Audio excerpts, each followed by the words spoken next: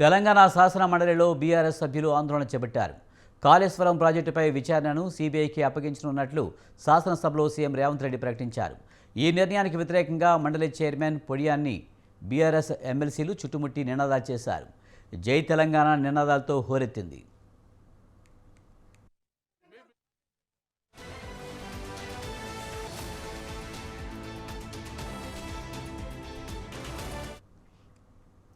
Kaleshwaram commission నివేదిక ప్రతులను భారత రాష్ట్ర సమితి సభ్యులు చించివేసి చైర్మన్ వైపు విసిరారు. రాహుల్కు సీబీఐ వద్దు, రేవంత్ సీబీఐ ముద్దు అంటూ నినాదాలు చేశారు. ఆ నిరసనల మధ్య మండలి కొనసాగింది. మరోవైపు భారత రాష్ట్ర సమితి సభ్యుల తీరుపై మండలి చైర్మన్ గుత్తా సుఖేందర్ రెడ్డి అసహనం వ్యక్తం చేశారు. పొడియం వద్దకు రావద్దని, కేటాయించిన స్థానాల్లోనే నిరసన తెలపాలని సూచించారు. ప్లీజ్ బీసీ బిల్ మీద మాట్లాడండి, అవకాశం ఇస్తాను.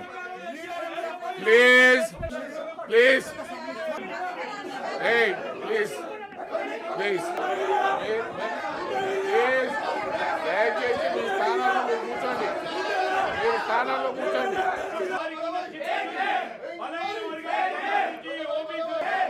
మీ అందరికి అవకాశం ఇస్తాను, మీరు దయచేసి మీ సీట్లో కూర్చొని మాట్లాడండి. బీఆర్ఎస్ నిరసనల మధ్య 3 బిల్లులకు శాసనమండలి ఆమోదం తెలిపింది. పురపాలక సంఘాల చట్ట సవరణ బిల్లుకు శాసనమండలి ఆమోదం తెలిపింది. అనంతరం శాసనమండలి నిరవధిక వాయిదా పడింది.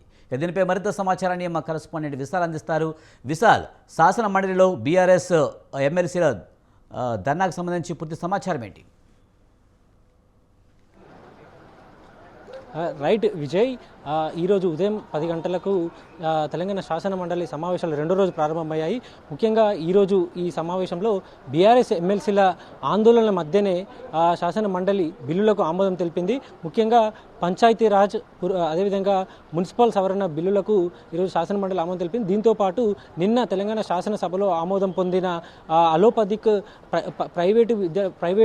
ప్రైవేటు డాక్టర్లకు సంబంధించిన అలోపతిక్ వైద్య సంరక్షణకు సంబంధించిన ఆ బిల్లుకు కూడా ఈరోజు శాసనమండలి ఆమోదం తెలిపింది. ముఖ్యంగా ఈరోజు శాసన మండలి ప్రారంభమైనప్పటి నుంచి కూడా బీఆర్ఎస్ ఎమ్మెల్సీలు చైర్మన్ పోడియం చుట్టూ దగ్గరికి వెళ్ళి అక్కడ కాళేశ్వరం కమిషన్కి సంబంధించిన నివేదిక, ఆ కాగితాలన్నీ కూడా చించివేసి చైర్మన్ మీద కూడా విసిరారు. ఇక ఒకవైపు బీఆర్ఎస్ ఎమ్మెల్సీల ఆందోళన కొనసాగుతుంటూనే మరోవైపు మంత్రి సీతక్క పంచాయతీరాజ్ సవరణ బిల్లును మండలిలో ప్రవేశపెట్టారు. అదేవిధంగా పురపాలక సంఘానికి సంబంధించిన బిల్లును కూడా సభలో ప్రవేశపెట్టారు. ఇక ఒకవైపు ఆందోళన కొనసాగుతున్న సందర్భంలోనే మండలి చైర్మన్ సభ్యులందరి ఆమోదంతో ఆ బిల్లులను కూడా పాస్ చేసేశారు. ఇక మండలి ముగిసిన తర్వాత బీఆర్ఎస్ ఎమ్మెల్సీలు నినాదాలు చేస్తూ, అంటే బడే బాయ్ చోటే బాయ్ ఏక్ హై, కాళేశ్వరం కమిషన్ ఫేక్ హై, అంటే కాళేశ్వరం కమిషన్ ఒక తప్పుడు నివేదిక, బీఆర్ఎస్ మీద ఆరోపణలు విమర్శలు చేయడానికి, అదేవిధంగా బీఆర్ఎస్ తప్పు చేయకపోయినా చేసిందని చూపించడానికి ప్రభుత్వం ఈ రిపోర్ట్ని సీబీఐకి అప్పగించింది. మరోసారి కాంగ్రెస్ బీజేపీ మధ్యలో ఉన్న సంబంధం అర్థమైపోయిందనే నినాదాలు చేస్తూ ఇక్కడి నుంచి గన్పార్క్కి ర్యాలీగా బీఆర్ఎస్ ఎమ్మెల్సీలు వెళ్లారు. ఇక మరోవైపు మహేష్ కుమార్ గౌడ్ సైతం, అంటే ఎమ్మెల్సీ మహేష్ కుమార్ గౌడ్ సైతం శాసనమండలి మీడియా పాయింట్లో మాట్లాడుతూ కాళేశ్వరం ప్రాజెక్టులో అవినీతి జరిగిందనేది కమిషన్ నివేదిక ద్వారా తేలిపోయింది. ఇక దీన్ని సిబిఐకి ఎంక్వైరీ కోసం ఇచ్చాము. ఎంక్వైరీ ఇప్పుడు కేంద్ర ప్రభుత్వం అయిన బీజేపీ ఆధీనంలో ఉంది.